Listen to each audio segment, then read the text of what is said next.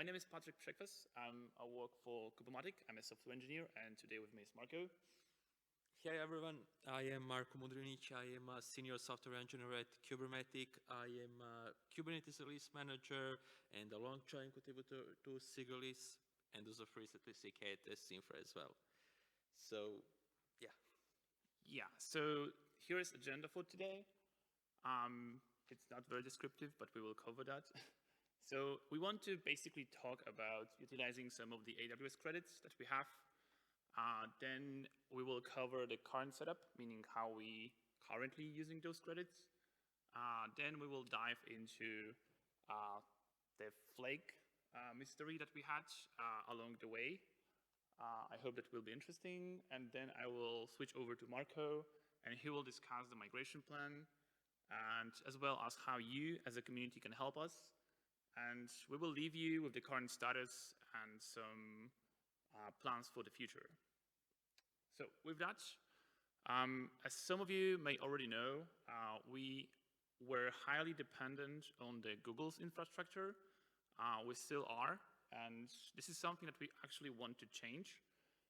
So with last year, AWS committed to give us $3 million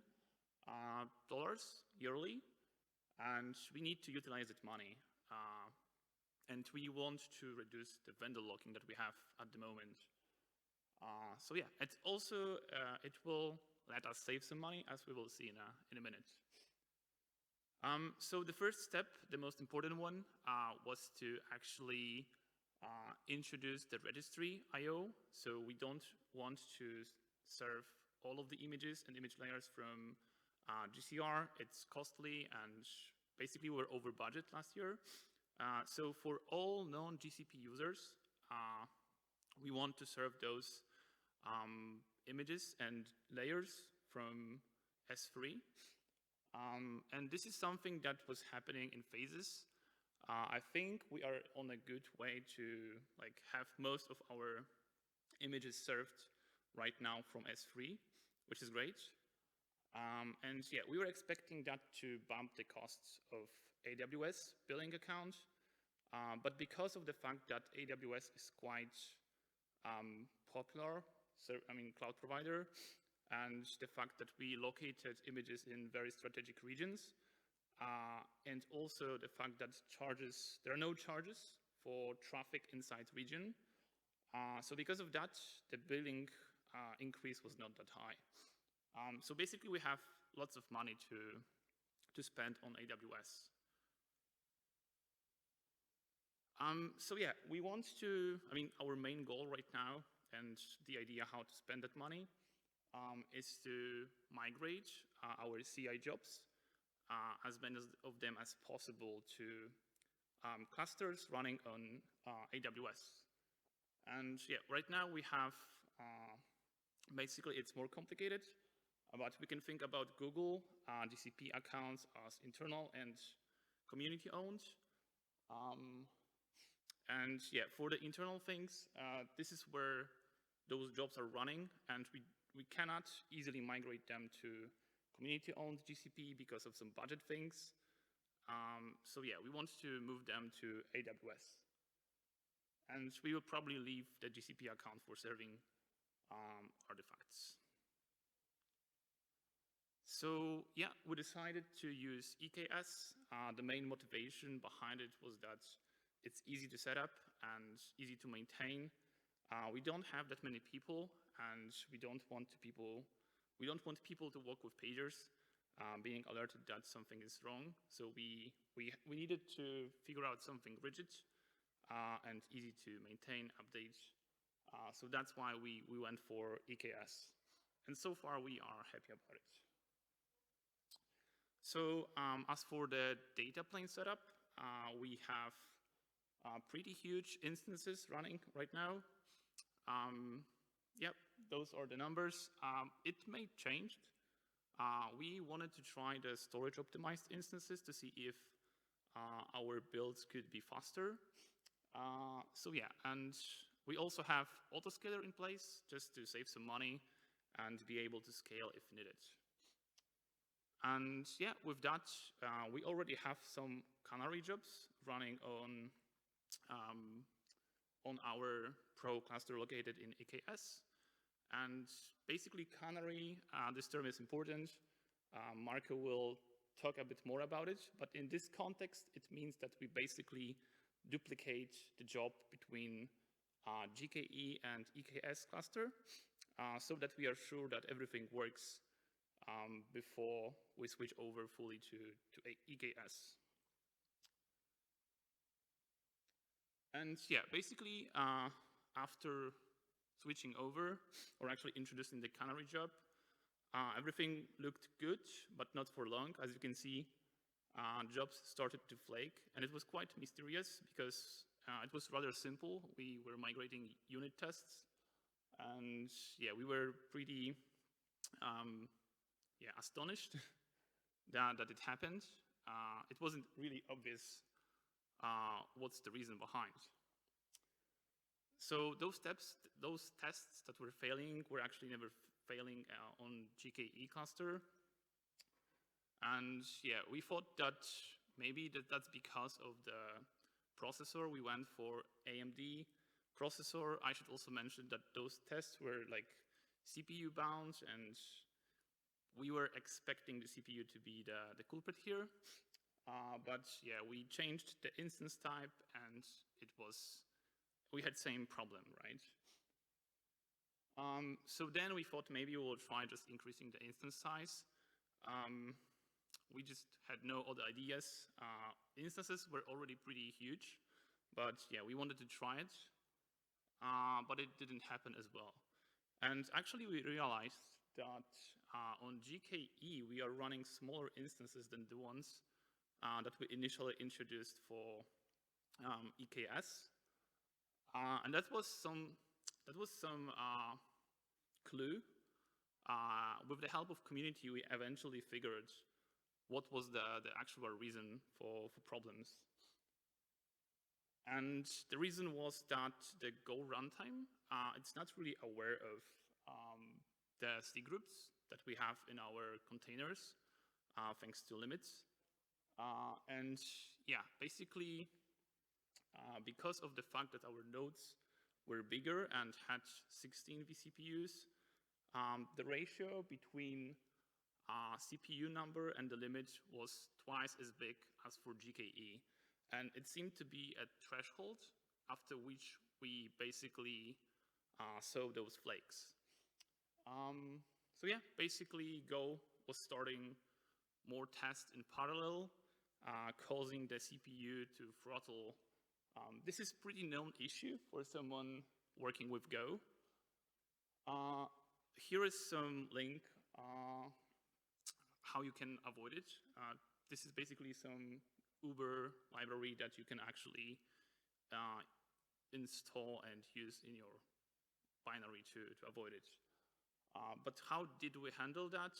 So initially we thought that maybe we could all just set the environment variable for each project, but as you can tell, it's probably quite tedious.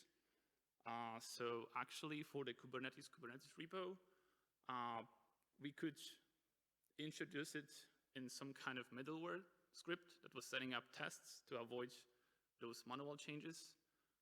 But it's important to note that for sub-projects, you still need to somehow figure out how to fix that issue. So yeah, it would be awesome if Google, not Google, but if Go as a language introduces that support, but for now I don't know if there are any work around it. So yeah. After introducing change, now we see that basically GKE cluster and EKS cluster are pretty much similar in terms of tests. And yeah, we are looking for migration to we are looking to migrate more tests soon. And now I will leave you with Marco and the plan for migration. Yeah, thank you, Patrick. So having a new cluster is great. It is a very nice addition, but it would be even better if we run some jobs in that cluster. And we want to migrate as many jobs as possible, and we will see some plan that we are going to follow. But we run into a little issue that by the time we got cluster ready, we got into the test freeze. And test freeze actually started on 22nd March until April 11th, just before KubeCon, so we actually didn't have a chance to try it. But for now, and today here, we want to see what is our plan in migrating jobs, what approaches are we considering, and some general recommendations and guidelines that you might also want to follow in case you want to help us. So there are something that we are calling multiple approaches for migrating jobs. This is what also Patrick a little bit covered. The first one is to add a canary job that is only running, that we leave the old job. For example, let's say we have job for unit tests, and we leave it running on GKE. We create a copy of that job, for example, in the save file where the old test is defined, and we just change the target cluster, which we are going to see later on how it looks like. And after we make sure that it is not flaky, like it has been shown before, we remove the old job and just make sure that the old job is named properly, and that's it. That's the way you go with canary jobs. And this is multiple steps approaches, but it is going to give us confidence that we are not going to break something. And what is more important, that when speaking of pre-submits, this is especially critical because we don't want to block the merge queue. We don't want to prevent contributors from contributing, from getting PRs merged. So we want to make sure that we first have some canary jobs that are optional, that are passing, and after we are confident, after the success rate is similar, we go with only new jobs. And of course, the other approach is to directly migrate, so not to add canary job, but to just change the target cluster of existing job and, like, you know, hope for the best, fingers crossed. But in this case, we don't have a signal. We don't really know if it is going to work or not. And this is mostly for some stuff that is, let's say, that we are sure that works, like some basic tests, like some lint checks and stuff like that, that in general doesn't depend on, do you run it on your local machine, on CI, or I don't know, anywhere else. And this is kind of showing the how it looks like. So I don't know if I can point with this, looks like I can, but you see that we have a job with a different name. You basically have the test grid annotations changed.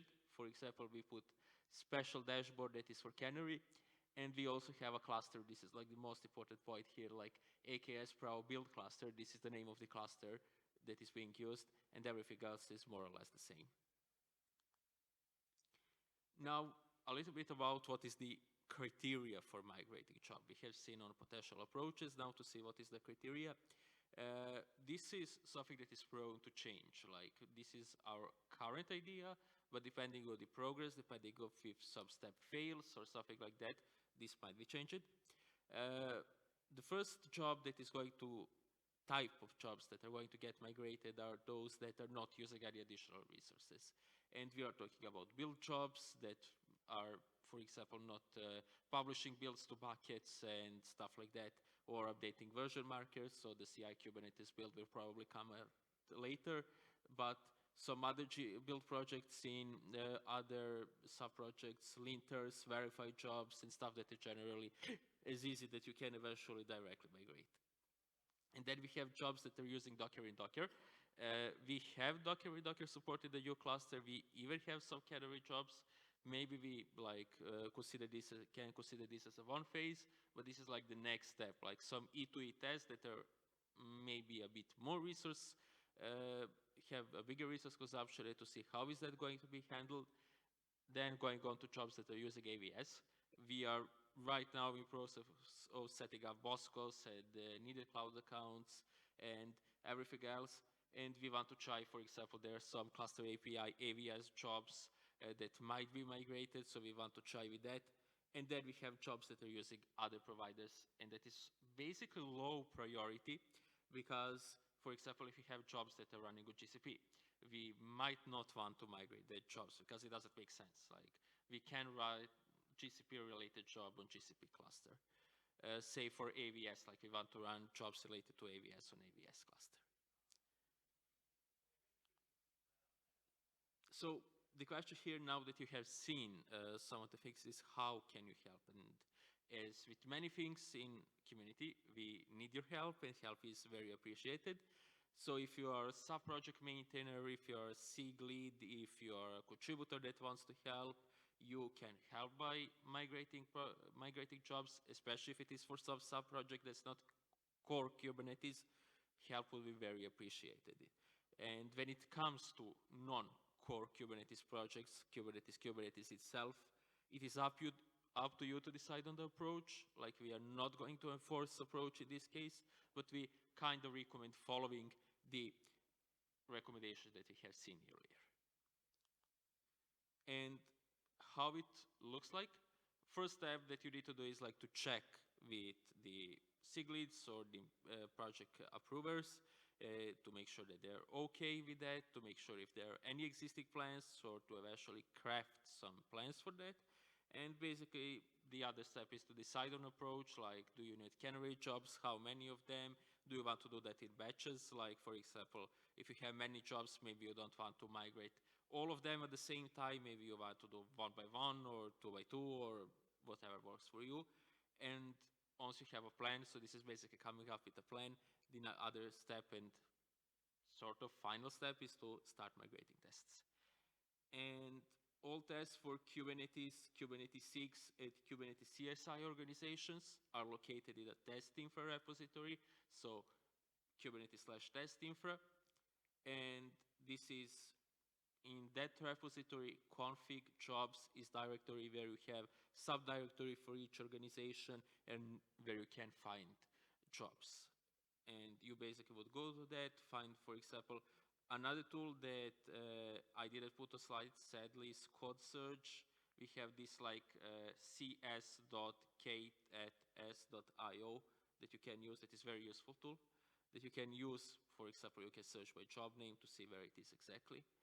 And then after you figure it out, what you want to do is that you need to set the cluster property. For example, here it is marked here, as we have seen earlier. It is AKS Proud Build cluster, and basically that job is going to run on that cluster. But what is important to mention is, if we are talking about canary jobs, there are some properties that you must be aware of and that you must change. And the first of property is name, because if you have two jobs that have the same name, Proud is going to misbehave. Even that those jobs are using different build cluster, Proud is still going to misbehave, and this is not going to work properly. So you must change, if you're going the canary route, you must change the job name. And then eventually after, depending on, for example, if you drop the old job, then you rename the new job back to how it was called before. Another thing to pay attention is to task grid annotations. For example, you might want to use a different dashboard for canary jobs, or maybe you want to disable sending email alerts because you maybe don't want to, I don't know, bother all the contributors with emails that canary jobs are failing. So this is something else to pay attention to. And that mostly is it regarding what you need to pay attention to. Everything else should stay same unless you run into problems, like we did with GoMax procs. In that case, you might decide to change job a little bit, but we hope that in general, and for many other jobs, like we migrated 7 of them, only that one was problematic. Other 6 was like just copy and paste, doing what we did here, and it worked. And after you're done validating jobs, when we are speaking about canary, as I said, you can remove the old job and get the name back to what it should be, and you're good to go. So what is the current status? Is more or less, I can say that it's 100%, but we are considering it production ready. We are considering, maybe production ready is not the best choice of words, but we are considering it as ready to run jobs on it. And we are calling everyone to start migrating jobs. We are going to do that for Kubernetes, starting with after KubeCon. and we hope for the best here. But the cluster is still not really completely done because we are planning some improvements. We are planning to introduce a better monitoring stack. We want to use Carpenter instead of cluster autoscaler, so we can maybe even more save money on that cluster. We want to improve cluster management. We want to introduce GitOps, and there's more stuff that we can iterate on and that we will improve over time, but this is not blocking jobs migration. We even have a canary cluster that we are using for testing everything before applying it to the production cluster running on EKS. So what's the best way to find more information is, as usual, we have CK's infra channel on Slack, on Kubernetes Slack, so you can join the channel. You can also ask any questions there. We are also going about important changes to let community know via mailing list, for example, Kubernetes Dev. And of course, if you have any question, you can reach out to us and let us know. And some question that might be asked is, when are we going to stop migrating, or what's exactly the migration scope? This is something that we are going to decide. We want now to try to migrate as many jobs as possible to see how the new cluster is going to behave, to make sure that we don't have jobs that are tied closely to GCP. So if we get rid of the GCP cluster someday, those jobs become broken. So we want to give it a try and see how it is going to work. As I said earlier, we probably don't want to change the jobs that are related to GCP and testing GCP stuff, but for other jobs it might make sense. Even for those jobs related to GCP, for example, E2E test for Kubernetes, we want to try and find some cloud agnostic way so that we basically can run tests if we decide on AWS or Azure or something like that. So Kubernetes E2E test should not be tied ideally only to GCP. We should be able to switch to any provider on demand, like without much effort, depending on where we have some credits left to spend for that and to similar metrics. So I don't know if you have any time for questions, but okay. There. Yeah, I have a question. So some of the jobs that we run, like in Secret Release, for example, depend on actual credentials from GCP, like both for access to services like pushing to the registries and also for things like impersonation. Do you have any suggestions, or do we have to? Yeah, thank you for the question. This is one of the jobs that I would consider tied to GCP, like image promotion and stuff like that, that would be low priority in my opinion, because this is right now working very well, and especially in case of SIG release, we even had much problems. So I would love for that jobs to stay stable for some more time, and then eventually, if we really need to migrate, then we can. But I think ideally we shouldn't have many of those jobs. So let's see. As I said, let's consider that as a low priority, and we will eventually see if that is needed. Okay. Hey, so for the unit test and the kind test, all these things are simple because it's one-to-one. But what is going to happen with E2E? We have a big dependency on the local, what's the name? The hack, whatever this build script that creates the thing in GC. So what is the strategy for E2E test? Because it's not the same. So the deployment is something to take into account when we are testing. Yeah, so for E2E test is going to be more complicated, slightly more complicated. Our idea is to try to get those tests working as well. This is going to take some more effort and help will be needed. For instance, if you, unless you're like limited that you're using some GCP workload identity, this is not going to work on AWS. But maybe even you could try, if you have GCP static credentials, maybe even you run such test. If you give us credentials, for example, you have secrets or credentials, this is something that we can put in the cluster, and we can try migrating those jobs and see what's going to happen. If there's some different, let's say, type of dependency, we will need to see how exactly this works. because so far what we tried with category jobs were not E2E test jobs. After KubeCon, we are going to try with AWS jobs. But even in this case, we have some static credentials. We mount those credentials, use the account, clean it up, and basically see if it is going to work that way. So that is the plan that we have right now. I hope that answers the question.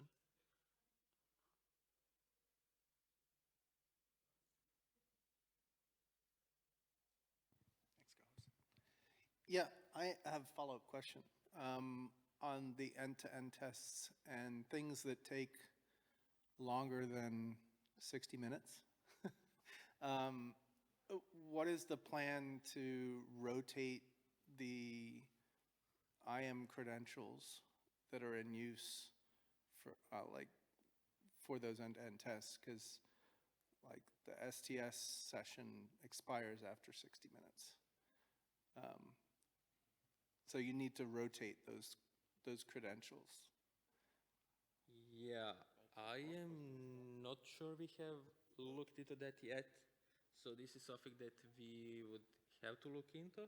So I don't know if you have such tests. For example, we would try to replicate the setup closely to what we have already. For example, if you giving an example, depending on Boscos, and it might handle such stuff, this is something you will be able to use in the new cluster as well.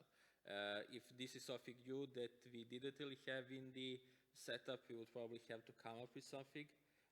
For such cases when you're not sure, you can always reach out to us and we can see how it worked before and give some recommendations based on that. So it is a little bit easier for us to take a look at the test, take a look at the pod spec, how it's defined, how it works, what secret it takes. We eventually clone the secrets that is needed and basically give you recommendations about what you can do about this. Okay, and the other question is, do you have like a board where you're tracking like the percentage of tests that have been migrated and that kind of thing? Not yet, but this is a good idea and we will try to come up with something to track that.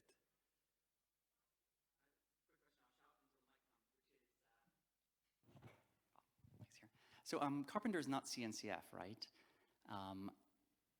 There's a cost saving potentially from switching to non-CNCF, and then there's value in terms of like eating our own dog food. And how are we going to think about the trade-off between those two things, like making autoscaler better by using it versus like saving a bit of money today? Yeah, I'm not sure I fully understood the question, sorry. I think I understood, and I mean, we actually haven't yet checked the Carpenter tool. It's like we saw that it's there, and we decided that, okay, it might be worth to check it out, but we haven't really evaluated all of the aspects. And your point is valid, that we may want to focus on some CNCF tools. So yeah, I mean, we will probably get to that once we start thinking more serious about replacing autoscaler. Yeah, I also want to add something if that's the problem. So the biggest reason we are looking into Carpenter is that the recommendation from cluster autoscaler is that you can't mix different node sizes. And this for R5, for X large instance that we are using is like $1 and something per an hour, which is super expensive. And we want to reduce that cost because we have to take care of that and we don't want to run into a problem again. And if we migrate a lot of jobs, we will need to scale cluster a lot and that's going to be insanely expensive. So Carpenter has a way that you can't like mix instance types and it is going to automatically determine which one to use. And this is super useful for this case. From what we found out, cluster autoscaler doesn't really have that integration. It might be nice to have it one day, but I think, yeah, that would take a lot more effort than trying with Carpenter. So, yeah. Okay, thanks, Marco. Thanks, Patrick. We do have to finish up. Thank you.